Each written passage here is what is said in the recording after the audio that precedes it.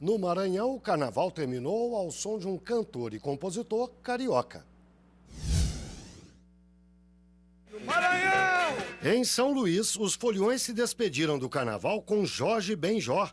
O sambalanço animou os maranhenses até a madrugada.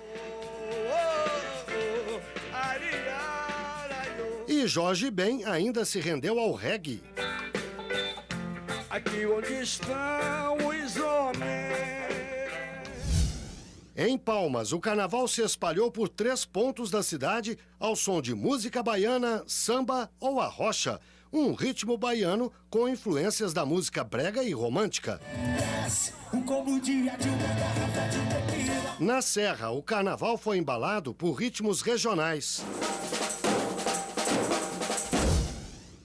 Em Aracaju, o carnaval terminou com um desfile de blocos. O Rasgadinho, composto por crianças, o Quilombo, primeiro bloco afro de Sergipe, e o Recicláveis, que mostra o trabalho de crianças e adolescentes.